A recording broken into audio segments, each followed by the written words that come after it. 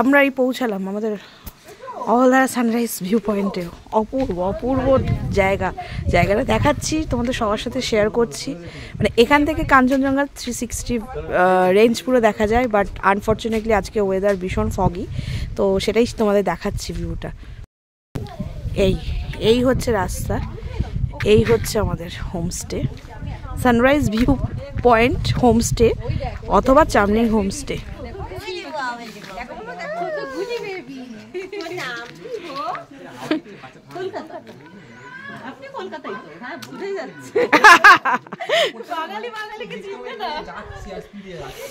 ভীষণ সুন্দর। এই হচ্ছে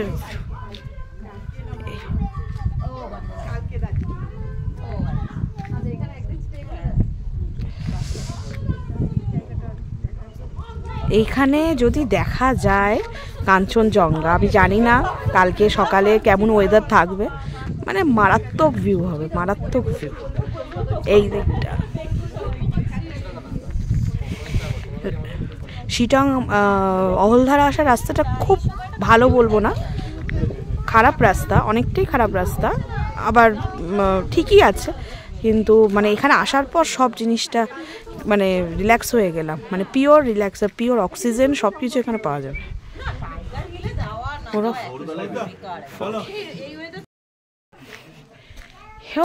দারুণ জায়গা, দারুণ জায়গা, কি বলবো, পুরো মানে আমরা আসলাম জাস্ট তার উইথিন 5 মিনিটস পুরো কুয়াশায় ভরে গেল।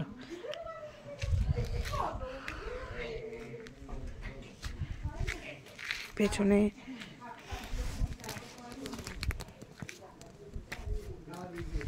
কিছু দেখা যাচ্ছে না। তো ট্রিপোম্যানিয়াককে আমি অনেক অনেক ধন্যবাদ জানাই। তো আগামী যেটা এখনও আমাদের 2-3 দিনের ট্রিপ আছে সেটা দেখবো কেমন হয়, বাট এখনও অবধি খুব ভালো এক্সপিরিয়েন্স। ট্রিপোম্যানিয়াক ম্যানেজমেন্ট, ওদের ইনস্টাগ্রাম পেজ আছে, তোমরা আমার যারা মানে বন্ধুরা আছো তারা ফলো করতে পারো। ওরা খুব রিজনেবল প্রাইসে ট্যুর প্ল্যান করে, এবং স্পেসিফিক্যালি ওরা নর্থ বেঙ্গলটাই মানে বেশি প্ল্যান করে। এবং তোমার যদি এরকম 2 রাত্রি 3 দিন বা 3 রাত্রি 4 দিন এরকম ছোটোখাটো কাস্টমাইজ ট্যুর প্ল্যান করতে হয়, তাহলে ট্রিপোম্যানিয়াকের হেল্প নিতেই পারো। ট্রিপোম্যানিয়াক ভীষণ ভালোভাবে ট্যুরটা প্ল্যান করেছে, so I am very happy. আর কাল সকালে আমরা এখান থেকে ব্রেকফাস্ট করে বেরোবো দার্জিলিং উদ্দেশ্যে। আমি শুধু এখন বাজে 9টা, আমি শুধু বাইরে একটু দেখাচ্ছি, জানি না কতটা তোমরা দেখতে পারবে, বিকজ ঘুটঘুটে অন্ধকার, শুধু আকাশে যে চাঁদ দেখা যাচ্ছে সেইটা একটু দেখাবো, জাস্ট একটু দেখে নাও। আর আমার যে চুল উঠছে দেখে বুঝতে পারছো যে এখানে হাওয়া দিচ্ছে, মানে অদ্ভুত ফিলিংস একটা, মানে পাহাড়ের একদম টপে আমরা আছি। দেখো একটু চারপাশটা দেখানোর চেষ্টা করি তোমাদের। এই দেখো দূরে ওইটা হচ্ছে আকাশের চাঁদ দেখা যাচ্ছে, মানে যারা কতটা কি বুঝবে জানি না, লাইটের মতো দেখাচ্ছে। আর এই পুরো এরকম ফগি, মানে ক্যামেরাটা বুঝতে পারছো, মানে ক্যামেরা স্ক্রিনটা এরকম ফগি হয়ে গেছে। আমি নিজেও মানে এইটা হচ্ছে আমাদের রুম, আমরা একটাই রুম নিয়েছি যেখানে 3টে বেড আছে, 3টে ডবল বেডেড, মানে 6 জন অ্যাকোমোডেশন আছে। পরপর এরকম অনেকগুলো রুম আছে এবং ফুল, আর মানে এইটা টোটাল পুরো হোমস্টেটা সানরাইজ ভিউ পয়েন্ট বা চামলি হোমস্টে, এটা টোটালটা এখন ফুল, মানে সব ঘরে সব ট্যুরিস্ট যারা সবাই আছেন, ঠিক আছে। মানে আমি শুধু এখন ফিঙ্গার ক্রস করে রয়েছি যে কাল সকালে যেন এই ফগি ওয়েদারটা কেটে রৌদ্রুর ওঠে এবং ফাইনালি এই জায়গাটা থেকে 360 ডিগ্রি রেঞ্জ থাকবে কাঞ্চনজঙ্ঘার, সেটা যেন দেখতে পাই। জানি না, গড নোস সেটা কি হবে। আর কেউ যদি শিটং অহলধারাতে এসে 1 নাইট বা 2 নাইট স্টে করতে চাও, দেন তোমরা সানরাইজ ভিউ পয়েন্টে আসতেই পারো। আমি মানে ভীষণভাবে সাজেস্ট করব, ভীষণ ভালো এদের ব্যবহার, স্পেসিফিক্যালি সানরাইজ ভিউ পয়েন্টের যিনি ওনার নিদা চামলি, ওনার ব্যবহার খুবই সুন্দর, খুব ঘরোয়া একটা পরিবেশ, তো সেখানে আসতেই পারো। ইউটিউবে প্রচুর এদের কন্ট্যাক্ট নাম্বার আছে, ভিডিওস আছে। আমি আমার এই ভিডিওটাও শেয়ার করব। কালকে সকালে আরও কিছুটা ভালো ভিউজ নেব। সানরাইজ ভিউ পয়েন্টের ওয়েদারের উপর ডিপেন্ড করছে কেমন কি হবে, ঠিক আছে। এই সকালে নির্জনতাটা এত সুন্দর, এত নির্জন, যে আমার মানে এই ভিডিওটা যখন আমি ক্লিপটা নিচ্ছিলাম তখন আমার নিজের কথা বলতে ইচ্ছে করছিল না। মনে হচ্ছিল নিজের মানে প্রকৃতির যে শব্দ সেটা যেন শুনি। সেই জন্য আমি শুধু ভিডিওটা নিচ্ছি, আর আমি একটু ভয়েস ওভার দিয়ে দিলাম এই জায়গাটা, যাতে তোমাদের বুঝতে সুবিধা হয়। এটা হচ্ছে টোটাল প্রপার্টিটা, এবং এর পেছনে টি গার্ডেনটাও দেখা যাচ্ছে, এবং আমি এই টি গার্ডেনটার যেটা টপ ভিউ পয়েন্ট সেখানে যাব। কিন্তু মানে এটা অদ্ভুত নির্জনতা, এটা কেউ ফিজিক্যালি সেখানে না গেলে এটা ফিল করতে পারবে কি না আমি জানি না। মানে পাখির আওয়াজ তো শোনা যাচ্ছে, সেটা নিয়ে কোনো কথা নেই। আমি নিজের হৃদস্পন্দন, নিজের হার্টবিটও শুনতে পাচ্ছিলাম, এতটাই এটা শান্ত পরিবেশ। এদের এইগুলো কটেজ, তো কটেজেও কেউ মনে করলে থাকতে পারো, কোনো অসুবিধা নেই।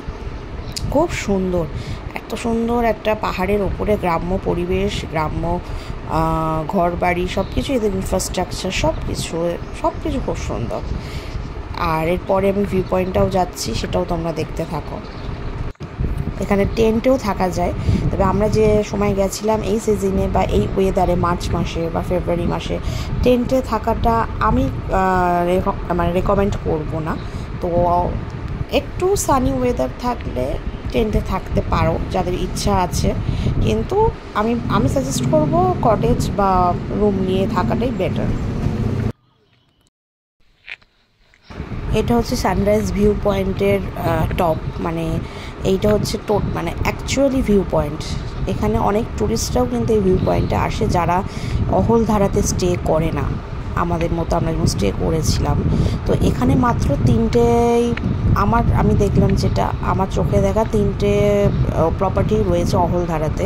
একটা তো সানরাইজ ভিউ পয়েন্ট, আর 2টো তোমরা ইউটিউব বা গুগল সার্চ করলে পেয়ে যাবে, ঠিক আছে। সেটাও আমি ভিডিওতে আছে। তো এখন আমি সিঁড়ি দিয়ে উঠছি, মানে উঠে ওপরে যাব। ভিউ পয়েন্টটা খুব একটা বেশি উঁচুতে নয়, কারণ আমরা তো নিজেরাই ইটসেলফ, আমাদের প্রপার্টিটা অনেকটাই উঁচু পাহাড়ের ওপর, তো তার থেকে আর একটু উঁচুতে যেতে হয়েছে। তো আমি এখন এই সিঁড়ি ভেঙে ভেঙে উঠছি, এবং সেখানে তোমরা দেখতে পাবে যে ওপরের ভিউটা কী, সেটা তোমাদের সাথে আমি শেয়ার করছি।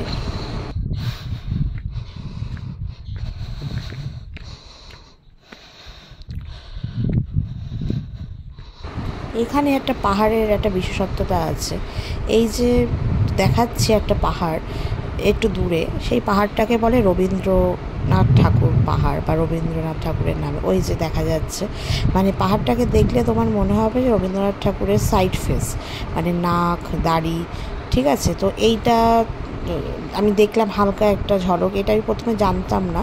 তো আরেকটি দল ট্যুরিস্ট এসেছিলো, তারা নিজেদের মধ্যে কথা বলছিল, তো সেটার থেকে আমি জানতে পারলাম। এবং আমার মাও এটা জানতো, পরে মার সাথে আমার কথা হয়, মা বলে হ্যাঁ আমি তো ইউটিউবে দেখেছি, এটাকে রবীন্দ্রনাথ পাহাড় বলে। এবার দেখলে মনে হয় যে রবীন্দ্রনাথ ঠাকুরের শুয়ে আছেন বা বসে আছেন, what ever, but owner side ফেসটা কি অদ্ভুত প্রকৃতির সৃষ্টি না। আর আমরা বাঙালিরা সব কিছুর সাথে কোথাও একটা যেন রবীন্দ্রনাথকে মিলিয়ে দিই, এটা আমরা বাঙালিরাই পারি। এই ইমোশনটা বোধহয় অন্য কোথাও কাজ করবে না।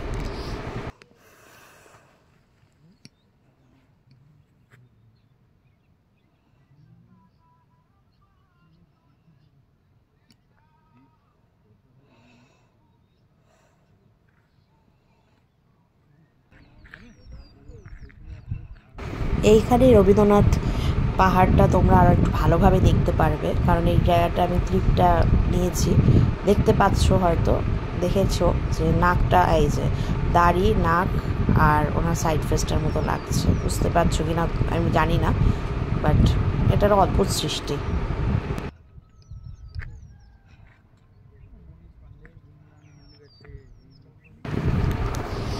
ওই নিচে দেখা যাচ্ছে লাল ছাদওয়ালা যে কটেজগুলো, ওটাই আমাদের প্রপার্টিজ সানরাইজ ভিউ পয়েন্ট। তো আমাদের ওই ঘরের ওইটাও দূর থেকে দেখা যাচ্ছে।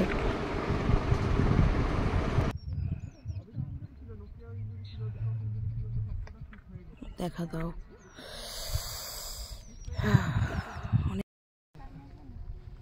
হয়েছে। আমার মা উঠে আসছেন, মা আমার একটু পরে এসছে বিকজ আমার মেয়ে ঘুমাচ্ছিল। তো আমি মাকে বললাম, মা তুমি একটু মেয়েকে দেখো, আমি একটু ভিউ পয়েন্টটা ভালো করে একটা ভিডিও করে আসি। তো এখন মা আবার বাবার কাছে দায়িত্ব দিয়ে আসছে ওখান থেকে উঠছে। আর এই হচ্ছে ভিউ পয়েন্টের জায়গা। তো মা আসছে, মার সাথে এবার আমি ওই ভিউ পয়েন্টটা এনজয় করবো।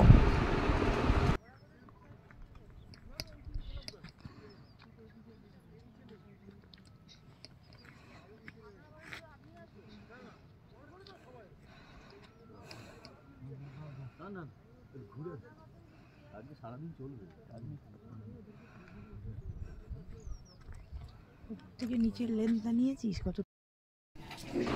পাহাড়ি জায়গায় আসবো, ঠান্ডার জায়গায় আসবো, আর এই কাছের কাপে এখানকার চায়ের জায়গায় এসে চা খাবো না, সেটা তো হতে পারে না। মানে অদ্ভুত সুন্দর লাগছে এটা। কাছে ট্রান্সপারেন্ট কাপে আমরা চা খাচ্ছি, চায়ের টেস্টটাও খুব ভালো ছিল।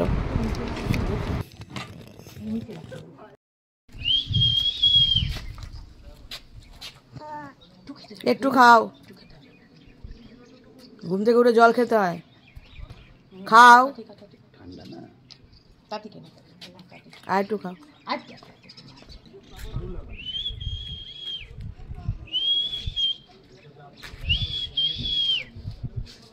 কত কষ্ট করিস, কত দূর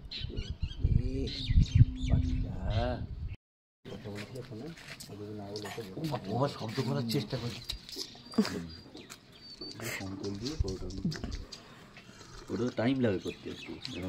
এই পাহাড়ি জায়গায় আমি কিছু কুকুর দেখলাম, এবং এদের যা চেহারা, মানে কলকাতা শহরে বা যে কোনো শহরতলিতে অনেক বড় লোক মানুষরা তারা বাড়িতে কুকুর পোষেন এবং তারা যথেষ্ট যত্ন করেন কুকুরের। কিন্তু আমি পাহাড়ি জায়গায় এদের চেহারা দেখে অবাক হয়ে গেছি যে এরা কতটা, মানে বলে না ফ্রেশ অক্সিজেন, যে কোনো মানুষ হোক প্রাণী হোক তাদের বাঁচতে খুব হেল্প করে, তার বড় পরিচয় হচ্ছে এই কুকুরগুলো। এরা এত ফ্রেশ অক্সিজেন পায় আর খুব যে বিশাল যত্ন পায় দেখে তো মনে হলো না, কিন্তু চেহারা দেখলে বোঝার উপায় নেই। খুব ভালো লাগলো যে এরা এখানে অনেক ভালোভাবে ফ্রেশভাবে এরা আছে। আর আমরা তো দোলের সময় গিয়েছিলাম, তাই এখানে আরও 2-3 জন ফ্যামিলি এসেছিলো, বন্ধু বান্ধব। ওরা নিজেদের মধ্যে দোল মানে খেলছিল, আবির মাখামাখি করছিল, আমাদেরকেও একটা করে টিপ পরিয়ে দিয়েছে। তো এইটাও খুব ভালো লেগেছে। হ্যাঁ অবশ্যই, রং নিয়ে এসে আবির নিয়ে এসে মাখামাখি করেছে এবং আমাকে বলছিল মাখাবে কিনা, পারমিশন দিচ্ছিল। আনলাম হ্যাঁ অবশ্যই, একটা তো টিপ পড়তেই হয় দোল খেলাতে আবিরের। মেয়েকেও আমি একটা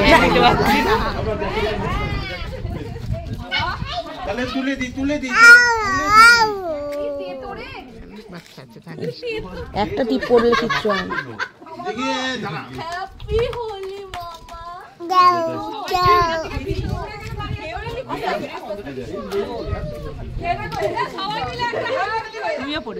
সো হ্যাপি হোলি সবাইকে। আজকে আমাদের ডে 2 ইন নর্থ বেঙ্গল। আমরা এখন অহলধারাতেই আছি, এই জাস্ট চেক আউটের সময় হয়েছে, আমরা বেরোবো। সো আনফর্চুনেটলি যে ভিউটা দেখবো ভেবে এসেছিলাম সেটা দেখতে পেলাম না কাঞ্চনজঙ্ঘার এইখানে। জানি না দার্জিলিংয়ে গিয়ে কিছু দেখতে পাবো কি না। রোদ উঠেছে আজকে, টাচউড, যে এটা একটা ভালো জিনিস, ওয়েদারটা একদম চেঞ্জ হয়ে গেছে, ভিউজ ভীষণ সুন্দর, কিন্তু ওই কাঞ্চনজঙ্ঘাটা দেখা হচ্ছে না এখানে প্ল্যান করেছিলাম। তো একটু বাইরেটা শেয়ার করে দিই। সকালে আমরাই এখন লাগেজ তুলবো গাড়িতে, তুলে আমরা বেরোবো। এখন হচ্ছে দিনের বেলা, রোদ আছে, ভালোই রোদ আছে, কিন্তু এই যে সামনেটা ভিউটা ভেবেছিলাম আমাদের, ইনফ্যাক্ট এই রুমটাও, এটা যে রুমের থেকে আমরা দেখতে পাবো, সেইটা আনফর্চুনেটলি হলো না, ব্যাড লাক। আর কাঞ্চনজঙ্ঘা তো সবাইকে দেখা দেয় না যখন তখন।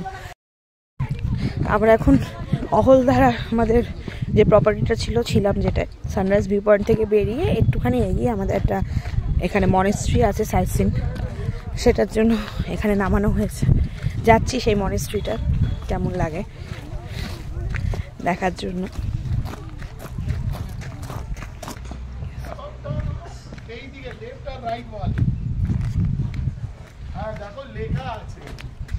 তুমি ছবিটা দেখলে বুঝতে পারবে। ভাই ফোন করেছিলে? ও ঠিক আছে, ঠিক আছে, ফটো তুলে দিতে হবে মনে হয়। ইয়েস,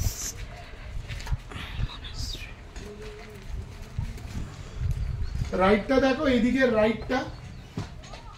বাহ, এটা সেই আমাদের জয়রামবাটি কামারপুকুর এর বাড়িগুলোর মতো, পুরো মাটির মতো, মাটির দেখো রাইটটা, সিঁড়ি।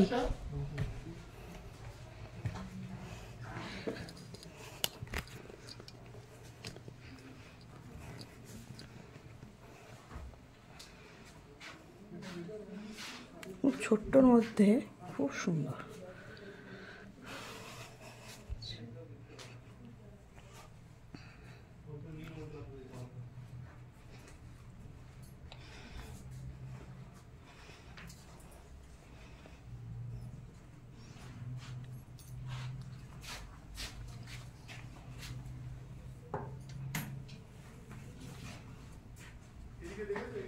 মাটির মেঝে। এবং দুর্গা বসে আছে, তার পার্বতী একে নিয়ে ওইগুলো আছে, জানো তো? চলো কোন দিক দিয়ে উঠবো? ওই দিক থেকে? তো তুই যাচ্ছিস কোন?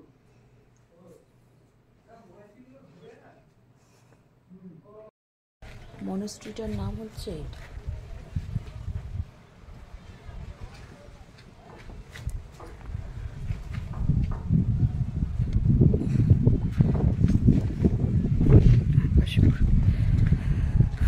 full of oxygen, fresh oxygen.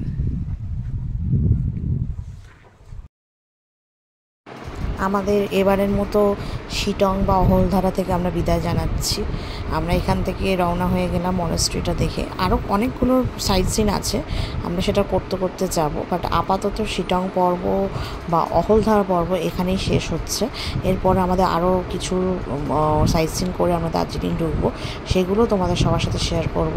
So follow করো #পুনমের গল্প, দেখতে থাকো আমাদের এই ব্লগটা। ভালো লাগলে শেয়ার করো, কমেন্ট করো।